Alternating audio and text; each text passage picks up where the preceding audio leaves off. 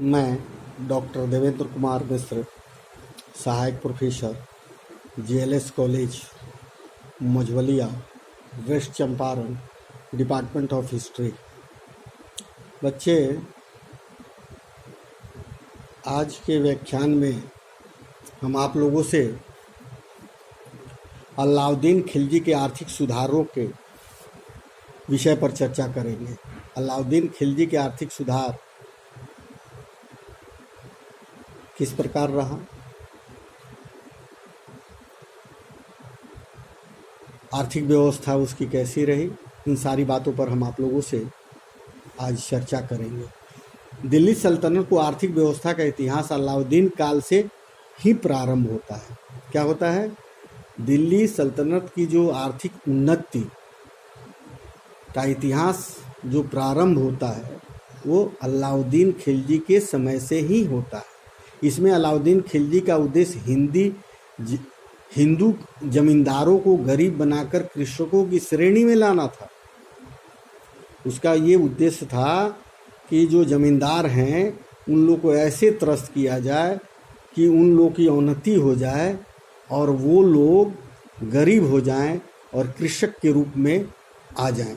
क्योंकि सुल्तान का विश्वास था कि जिन लोगों के पास अतुल संपत्ति रहती है वो विद्रोह करने लगते हैं, जिनके पास सामर्थ्य होगा वो हमारे विरोध करेंगे। इन चीज़ों से पहले जो संपन्न लोग हैं उन लोगों पर हम धावा बोलें, उन लोगों की आर्थिक रीढ़ को तोड़ें और उन लोगों को जमींदार से कृषक रूप में लावें, तब वे लोग हमारे से विरोध नहीं करेंगे। ऐसी उसकी सोच थी। क्योंकि सुल्तान का विश्वास था कि जिन लोगों के पास संपत्ति होगी वो हमारे विरोध करेंगे। उस समय हिंदू जमींदार वर्ग संपन्न था। डॉक्टर मारलैंड के अनुसार उस समय भारतीय समाज में 2 नहीं 3 वर्ग थे और वे तीनों उतने ही धनी थे जितना कि मुस्लिम जमींदार वर्ग। स्वयं सुल्तान ने कहा था कि जजिया करी की चगई में कोई भी कर नहीं देते थे। इसके अलावा ये लोग अपने क्षेत्र में मनमाना कर उगाते थे क्योंकि वह कार्य उन्हीं का था। इसमें भी कुछ भाग राज्य को देकर शेष स्वयं खा जाते थे। वह अपनी भूमि का भी कर प्रायः किसान से ही वसूल किया करते थे। धन की अधिकता के कारण ये शक्तिशाली बन गए थे, इनके पास समृद्धि हो गई थी, ये संपन्न हो गए थे। अपनी भूमि कर व्यवस्था के द्वारा अलाउद्दीन ने इनकी शक्ति नष्ट करने का प्रयत्न किया, जिससे विद्रोह शब्द उसके मुंह नायब वजीर शर्फ कामनी को बनाया गया। इसकी सफलता का श्रेय इसी को है। कर व्यवस्था के कार्य भूमि की नपाई। अलाउद्दीन पहला मुस्लिम शासक था जिसने भूमि की वास्तविक नाप एवं राजस्व निश्चित किया। भूमि का उसने मापी कराया और उसको सुनिश्चित किया कि हमारे राज्य के अंदर कितनी भूमि है। यद्यपि दक्षिण भारत के हिंदू राजाओं को यह पद्धति ज्ञात थी, परंतु उत्तरी भारत में यह कार्य नया ही था। अबुल फजल के समान युग न होने के कारण बरनी मापन की पद्धति एवं उसके उपकरणों के संदर्भ में विस्तृत सूचना नहीं देता है। वर्णी केवल यहाँ कहता है कि लगान का आधार विश्वा था, परंतु यह नपाई केरल तथा पश्चिम के कुछ प्रांतों पंजाब, दुआब, 1/2 मलवा, राजपूताना की अधिकांश भूमि ही नापी न जा सकी।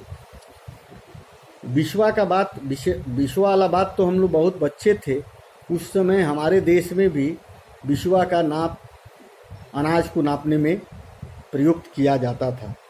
सुल्तान की उपज का आधा हिस्सा भूमि कर निश्चित किया।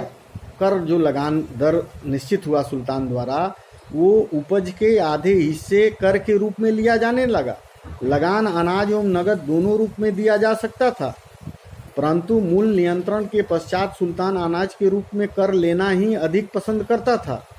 कर अधिक था परंतु असंवैधानिक नहीं, क्योंकि इस्लामी कानून के अनुसार राज्य के अधिकतम हिस्सों के रूप में उपज का 50% लेने की अनुमति थी। आवाम कर एवं चराई कर, भूमि कर के अलावा सरकार गृह कर एवं चराई कर भी लेती थी।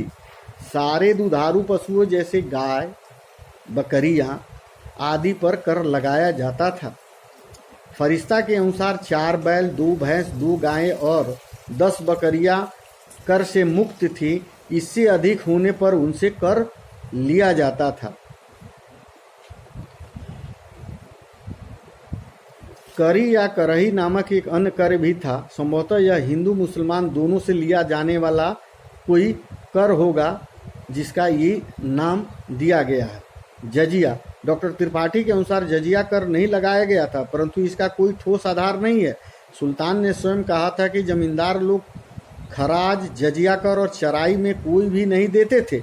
अतः स्पष्ट है कि जजिया भी लगाया गया था, क्योंकि इसका वर्णन इसमें आया है कि ऐसा ऐसा कर इन लोगों से लिया जाता था। आवास कर और चराई कर तो लिया ही जाता था, जजिया कर भी लिया जाता था, ऐसा वर्णन है। भ्रष्टाचार रोकने का प्रयत्न किया गया।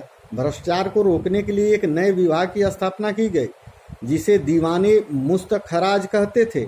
इसको राजस्व एकत्रित करने का कार्य सौंपा गया। यदि अमीज बकाया राशि पूरी वसूल करने में असमर्थ रहते थे तो उन्हें खुलकर दंडित किया जाता था। पटवारियों एवं कर्मचारियों में भ्रष्टाचार को समाप्त करने के लिए भी कठोर उपाय अपनाए गए थे। पटवारी और कर्मचारी उस समय भ्रष्टाचार में पूर्ण रूप से लिप्त थे। उन लोगों के भ्रष्टाचार को समाप्त करने के लिए भी कठोर से कठोर उपाय अपनाए गए। सुल्तान ने उसका वेतन भी बढ़ा दिया, पर जिन लोगों के विरुद्ध घूस लेने की शिकायतें थीं उनको कड़ा दंड दिया जाता था। जो लोग घूस लेने में पकड़े जाते थे उनको कठोर से कठोर सजाएं दी जाती थी। लोगों के विरुद्ध घूस लेने की शिकायतें थी, उसको कड़ा दंड देने का प्रावधान था। सुल्तान ने काजी सुगुद्दीन ने भी कहा था, मैंने हजारों लिपिकों और राजस्व एकत्रित करने वाले कर्मचारियों का भ्रष्टाचार के लिए उत्तरदायी ठहराया है। उन्होंने भिखारियों की दशा में ला दिया है और दंड देकर उसका शरीर सुजा दिया है। इन सभी कारणों से बर्नी ने लिखा है, राजस्व विभाग की नौकरी प्लेग से भी खराब समझी जाने लगी और कोई अपनी पुत्री का विवाह भी राजस्व कर्मचारी के साथ नहीं करता था। इन सब नियमों का फल यह हुआ कि भूमिपतियों पर सरकार का प्रभाव जम गया। इन नियमों ने जमींदारों को कृषकों की श्रेणी में ला दिया। इतना कर लिया गया कि जो जमींदार थे वो अब कृषकों की श्रेणी में आ गए। इतिहासकार बर्नी के अनुसार उसकी आर्थिक दशा इतनी गिर गई कि द मीन्स ऑफ काटू एंड मैगडाड went of the servant of hair in the those of मुसलमान्स। अपने बाजार नियंत्रण की नीति अथवा आर्थिक सुधार के मातहत अलाउद्दीन ने निम्नलिखित कार्य किए। नाप तौल हेतु सरकारी बाट निश्चित कर दिए गए। नाप तौल के लिए सरकारी बाट निश्चित किया गया। खद्दानों के मूल्य इस प्रकार निश्चित किए गए, गेहूं 7.5 जीतल प्रति मन, जौ 4 जीतल प्रति मन, चना चावल उड़द 5 जीतल प्रति मन। जैसे आज MNSP हम लोग के यहाँ भी खाद्यान्न पदार्थों की सरकार निर्धारित करती है, इस तरह उस समय भी बाजार पर नियंत्रण के लिए बाट का निर्धारण किया गया।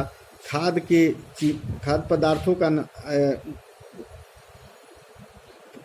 प्रति मन की व्यवस्था की गई। अनाज का बाजार, गल्ले का व्यापार फुटकर विक्रेताओं और घुमक्कड़ व्यापारियों द्वारा चलाया जाता था। व्यापारियों को सीमित लाभ होने के कारण घुमक्कड़ों ने दिल्ली आना ही बंद कर दिया, परंतु व्यापारियों के नाम दर्ज करके एकरारनामों पर हस्ताक्षर कराकर जमुना नदी के पूर्ववर्ती गांवों में परिवार सहित बसने की आज्ञा देकर व्यापारियों की उपयुक्त प्रवृत्ति पर काबू पा लिया गया।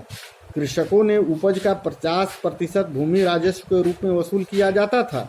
किसानों को बचा हुआ अनाज निश्चित दरों पर घुमक्कड़ व्यापारियों से बेचना पड़ता था। राजस्व कर्मचारियों की नियुक्तियां की गई थी। इस प्रकार सारा उपलब्ध अनाज बाजार में आता था और भंडार गृहों में रख दिया जाता था। भंडार गृह अन्नागार भी बनाए गए थे। संकटकालीन स्थिति हेतु राजकीय अन्नागार भरे पूरे रखे जाते थे। इतिहासकार वर्णी के अनुसार प्रत्येक मोहल्ले में 2 या 3 सरकारी भंडार मौजूद थे कि विपत्तियों के समय, बाढ़ के समय या कोई भी विपत्ति काल आती है तो इस अनाज का आम जनता के लिए उपयोग किया जाएगा। ऐसी भंडारण की व्यवस्था की गई थी। राशनिंग की व्यवस्था थी। आपातकाल में राशनिंग की व्यवस्था की गई थी। अकाल के समय प्रत्येक व्यक्ति को आधा मन अनाज प्रति माह दिया जाता था, क्यों उन दिनों राशन कार्ड की व्यवस्था नहीं थी जो आज राशन कार्ड के द्वारा भारत सरकार सभी गरीबों को अनाज उपलब्ध कराती है। वैसी व्यवस्था वहाँ नहीं थी। फिर भी जनता को विकट परिस्थितियों में अनाज देने की व्यवस्था थी। बाजार के कर्मचारी दीवाने सियाहत मलिक याकूब बाजार प्रबंध का सर्वोच्च अधिकारी था। वह विभिन्न वस्तुओं के विभिन्न बाजारों हेतु अधीक्षक नियुक्त करता था। शाहना जी से सीधा सुल्तान के प्रति उत्तरदायी होते थे। वो बाजार दरों की एक सूची मिलती थी। वह कीमतों में उतार चढ़ाव या समान स्थिति के बारे में सुल्तान को सूचना देता था, परंतु वह सुल्तान के आदर्शों से कोई संशोधन या परिवर्तन का सुझाव नहीं दे सकता था।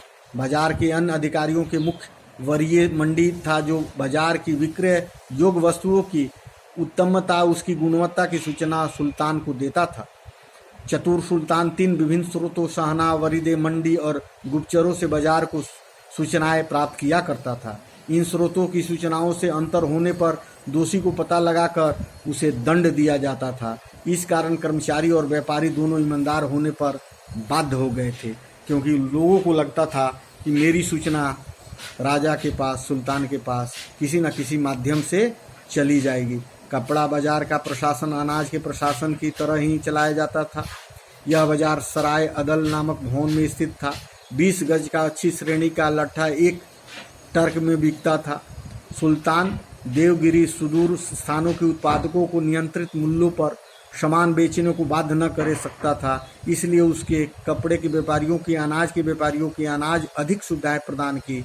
उन्हें राजकीय कोषागार से अग्रिम रूप से लगभग 40 लाख टका दिए गए, ताकि वे अन्यंत्र माल खरीद कर नियंत्रित दरों पर सराय अदल में बेच सके। गुलामों पशुओं के बाजार, इसके अंतर्गत घोड़े, पशुओं और दासों की बिक्री व्यवस्थित करने हेतु भी नियम बनाए गए थे। नियम पालन हेतु निरीक्षण का कार्य सुल्तान स्वयं करता था। दोषी पाए जाने पर दलालों को जुर्माना के साथ साथ कड़ी सजा भी भुगतनी पड़ती थी। विभिन्न वस्तुओं की मूल्य अनुसूची तैयार की गई थी। विक्रय हेतु समुचित लाभ की गुंजाइश की गई थी।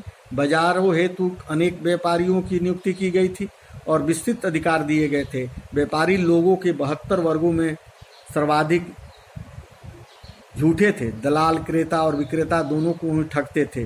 ऊंची कीमतों पर माल बेचना और तौल में कम देना उनकी समान आदत बन गई थी। चाबुक,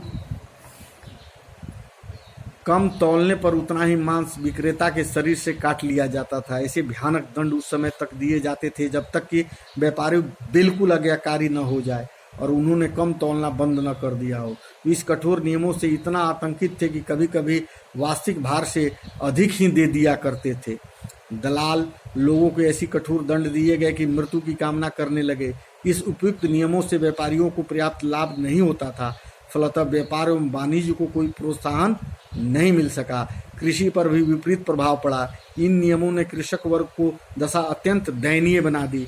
चूंकि वे बिना बाजार स्वतंत्रता पाए, बिना लाभ का प्रयत्न किए, शासन द्वारा निश्चित सस्ती कीमत पर अनाज बेचने में कभी भी सुखी नहीं हो सकते थे। वस्तुतः इन नियमों के बल पर ही अलाउद्दीन एक ऐसी विशाल एवं कुशल सेना खड़ी करने में सफल रहा जिससे देश या विदेश में कभी भी पराजय का मुख नहीं देखा। इसके अलावा अलाउद्दीन और मोहम्मद बिन तुगलक के समय के भयानक अकाल भी अलाउद्दीन के समय में सुनने आए हैं। चूँकि राजधानी में अनाज की कमी नहीं थी, इसलिए उन अकाल से ये अलाउद्दीन खिलजी अपने आप को सामर्थ्य करके जनता को अपने विश्वास ले सका और जो अनाज भंडारण में रखे गए थे उससे इस अकाल के समय में अलाउद्दीन ने सबको राजधानी में अनाज मुहैया करा सका। इन्हीं सब शब्दों के साथ आज अपनी वाणी को विराम देता हूँ। धन्यवाद।